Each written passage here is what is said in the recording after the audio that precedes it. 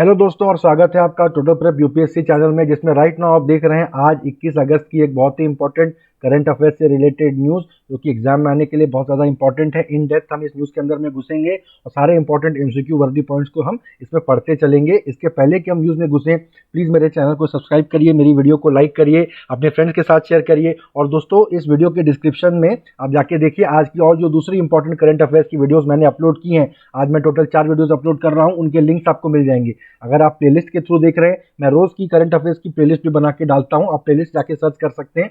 अगर आप प्लेलिस्ट में देख रहे हैं तब तो अपने आप अगली वीडियो प्ले होनी चालू हो जाएगी। अगर आप प्लेलिस्ट में नहीं देख रहे हैं तो वीडियो के डिस्क्रिप्शन में जाके इस वीडियो के खत्म हो जाने के बाद बाकी वीडियोस को भी जरूर देखिएगा। सारे इंपॉर्टेंट पॉइंट है, वीडियो को अंत तक देखा करिए। छोटे छोटे पॉइंट, भले आपको लगे कि मैं तो ये न्यूज़ पढ़ चुका हूँ, मैं न्यूज़ के जब एक्सपोजिशन देता हूँ उसमें बहुत सारी साइड की बातें भी बताते चलता हूँ जो कि एमसीक्यू में आ सकती हैं। अगर आपने मेरी वीडियो को बस आराम से बैठ के सुना है, एग्जाम में जब एमसीक्यू आएगा आपको तुरंत याद आ जाएगा कि ये ऑप्शन मैंने कहीं सुना हुआ है। ठीक है, तो ध्यान से सुनिए, वीडियोस को अंत तक सुना करिए। प्लीज अपने दोस्तों के साथ शेयर करिए, शेयरिंग इज केयरिंग।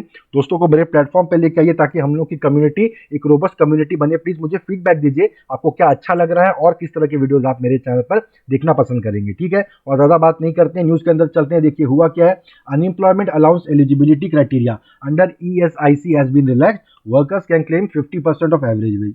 ठीक है, तो एम्प्लॉयज ये सोशल इंश्योरेंस कमीशन जो है, ईएसआईसी जो है, तो वो उसके तरह अपने वर्कर्स को, हमारे देश में जो वर्कर हैं जो ईएसआई में जाके रजिस्टर किए रहते हैं, तो उनको अनएम्प्लॉयमेंट अलाउंस मिलता है। ठीक है, 90 दिन तक वो अनएम्प्लॉयड रहते हैं तो 25% जो उनको नॉर्मली वेज मिलता था वो उठा सकते हैं। भाई हम अनएम्प्लॉयड से हमें सहायता की जरूरत है, लेकिन अब सरकार ने कोरोना की वजह से उसको बढ़ा के 50% एवरेज वेज कर दिया। ठीक है, न्यूज में हम घुसेंगे, 3 की पॉइंट्स देख लेते हैं। जो बेनिफिट्स है वो अनएम्प्लॉयमेंट के 30 दिन के बाद मिल जाएगा, जो कि पहले 90 दिन के बाद मिला करता था, ईएसआई ने बताया। ठीक है, फिर अटल बीमित व्यक्ति कल्याण योजना, जो कि ईएसआईसी चलाता है। याद रखिए, ये एमसीक्यू में पूछेगा कौन सी एजेंसी चलाती है अटल बीमित व्यक्ति कल्याण योजना। उसको जो अनएम्प्लॉयमेंट अलाउंस देती है ये 1 साल तक एक्सटेंड कर दिया गया है टू जून 30, 2021।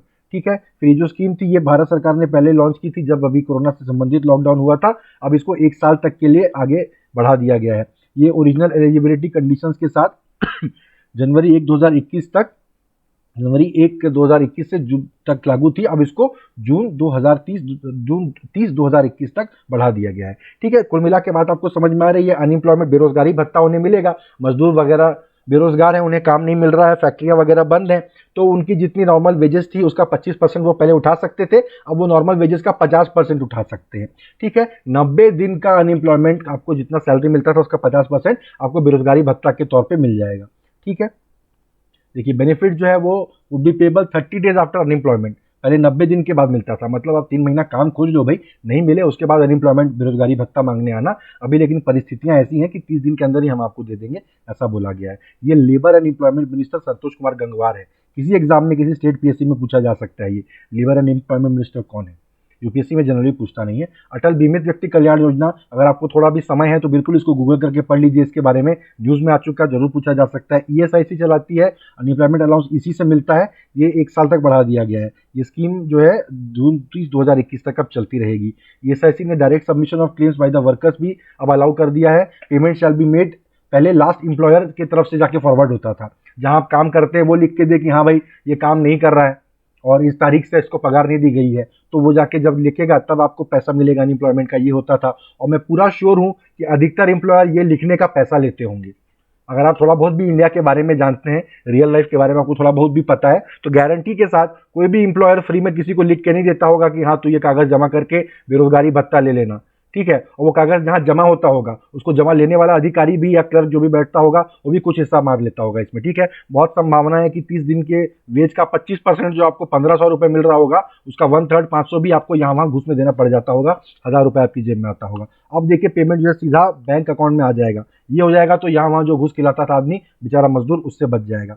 ठीक है, अगर आप सिविल सर्वेंट बनने की जुगत में है तो भैया ये रियल लाइफ के पॉइंट्स तो आपको पता होने ही चाहिए।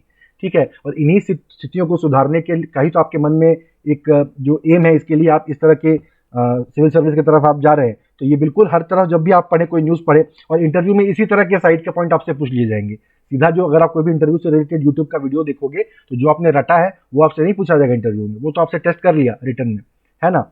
देखिए अब आगे बढ़ते हैं। इन शॉर्ट पर्सन जो है should have been an insurable employment for a minimum period of 2 years. कम से कम 2 साल तक इस तरह के एम्प्लॉयमेंट में काम किया होगा और इस 2 साल में कम से कम 78 दिन उसने काम किया होगा। हर मजदूर वगैरह को हर दिन काम नहीं मिलता है, जब जब काम चलता है प्रोजेक्ट साइट में, मान लीजिए कंस्ट्रक्शन है, बरसात हो गई तो काम बंद है, इस तरह से कम 2 साल में 78 दिन उसने काम किया हो इस अनएम्प्लॉयमेंट के पहले, तब जाके मिलेगा। कोई जस्ट अभी 21 साल का घुसा है, 2 दिन काम किया, अब पहुंच गया अनएम्प्लॉयमेंट भत्ता लेने के लिए, उसको नहीं मिलेगा, है ना। बाकायदा जो सीरियस वर्कर्स है, लगातार काम कर रहे हैं, जिनकी गृहस्थी बेसिकली उनकी पगार पे निर्भर थी। अगर आप अभी अभी काम करने घुसे, आपके पिताजी की भी पेंशन आ रही है, आप 2 दिन आप अपनी पॉकेट मनी के लिए काम कर रहे थे, अचानक से आपका काम चलेगा तो सरकार आपको नहीं बेरोजगारी भत्ता देगी।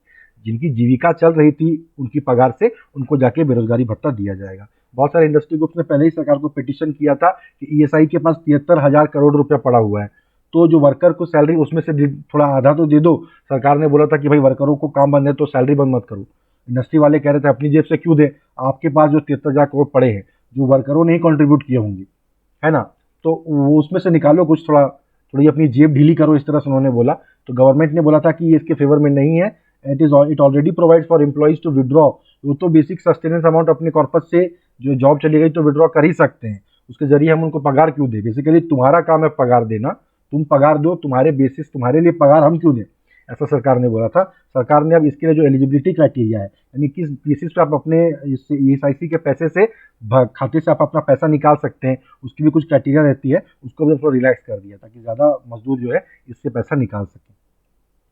ईएसआई एक्ट जो है सारी फैक्ट्रीज और नोटिफाइड इस्टेब्लिशमेंट पे लागू होता है, एम्प्लॉइंग 10 और मोर पर्सन्स, ठीक है।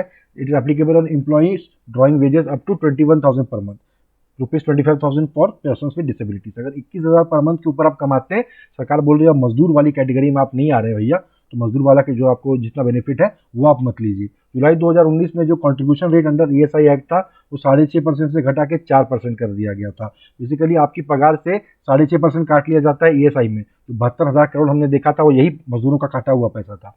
तो अभी अब इस तरह की परिस्थितियां हैं तो सरकार ने घटा दिया, ज़्यादा पैसा मजदूर के हाथ में रहने दो। और एम्प्लॉयर को भी 4.75% कॉन्ट्रीब्यूट करना पड़ता था, और तो इसमें 6.5% में एम्प्लॉयर से 4.75% करता था, तो उसको 3.25% कर दिया गया हटा के। और एम्प्लॉय 1.75% करता था, उसको घटा के 0.75% कर दिया गया, ठीक है। देखिए 3.5 crore family units of workers को ये कवर करता है। एक परिवार में जनरली इंडिया में 5 लोग रहते हैं।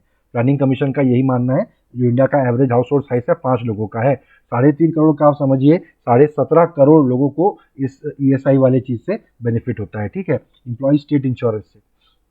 इसका नाम मैं पहले स्लाइड में भूल गया था, एम्प्लॉय स्टेट इंश्योरेंस कमीशन, ठीक है। तो इनको कैश बेनिफिट मिलता है और मेडिकल फैसिलिटीज मिलती है अप टू 13.56 करोड़ बेनिफिशियरीज।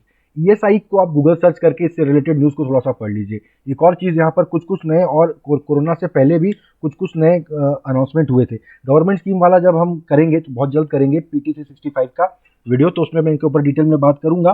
पर एक बात थी कि ईएसआईसी में पहले क्या होता था कि आप जहाँ पे रजिस्टर्ड है, जिस जगह पे आप काम करते हैं, तो उस जगह पे आप रजिस्टर हो जाते थे, तो आपके फैमिली के लिए भी एक कार्ड बन जाता था कि आपकी फैमिली भी आके यहाँ पर फ्री में इलाज करा सकती है।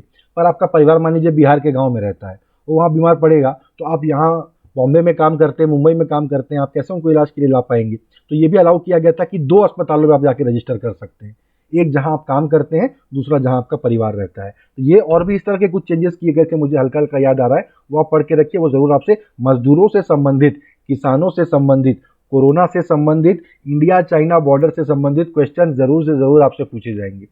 ये जो 4 बातें मैंने आपको बोली है, इससे रिलेटेड हर एक न्यूज़ को आप बहुत आसानी से, बहुत आराम से अपने दिमाग में बिठा लीजिए, ठीक है। इससे रिलेटेड क्वेश्चंस आपको आ सकते हैं।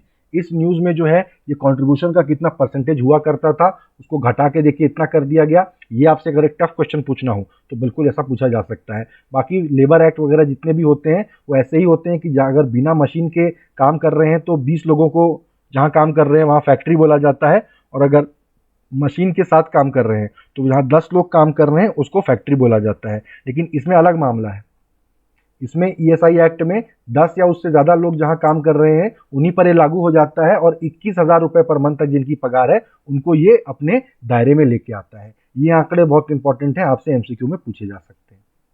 तो थैंक यू गाइज, ये थी मेरी बहुत ही इस इंपॉर्टेंट इशू की कवरेज। मुझे उम्मीद है कि मेरा अप्रोच आपको पसंद आया होगा। प्लीज़ जो जो पॉइंट्स मैंने आपको बताए हैं उनको नोट कर लीजिए, ब्रशअप कर लीजिए, दिमाग में बिठा लीजिए और मेरी चैनल को सब्सक्राइब करिए, मेरी वीडियोस को लाइक करिए, प्लीज़ मेरे वीडियोस को अंत तक देखा करिए। आज और भी जो वीडियोस मैंने अपलोड किए हैं करंट अफेयर्स के, उनको आप इस वीडियो के डिस्क्रिप्शन सेक्शन में जाके देख सकते हैं। मेरे चैनल में जो प्लेलिस्ट है यूपीएससी 2020 की, उसमें जाके आप मेरे पुराने वीडियोस भी देख सकते हैं। आप रात को सोते समय चला के सो जाओ, आपके सबकॉन्शियस माइंड में भी घुस जाएगा। ठीक है, इस तरह से जो बहुत सारी बातें मैं बताता हूँ, आपने एक बार भी आराम से उनको सुन लिया, एग्जाम में जरूर एमसीक्यू के समय आपको याद आ जाएगा। ठीक है गाइस, तो मिलते हैं मेरी अगली वीडियो पर।